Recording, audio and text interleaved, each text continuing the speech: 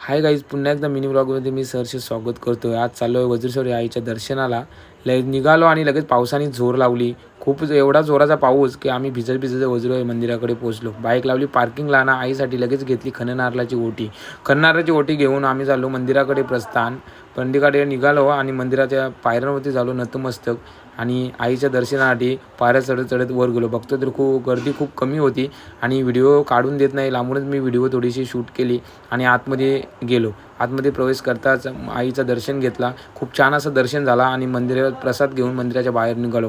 बाजूला सुद्धा खूप अशी मंदिरं आहेत छान छान, तिथे तुम्ही दर्शन घेऊ शकता। आणि इथे जर खूप गर्दी असेल तर इथे तुम्हाला लाईनीमध्ये रांगेमध्ये राहायला लागतो। आणि बघितले तर गर्दी नव्हती, दर्शन खूप छान असं झालं आणि वरून खूप छान बघण्यासारखा व्ह्यू होता।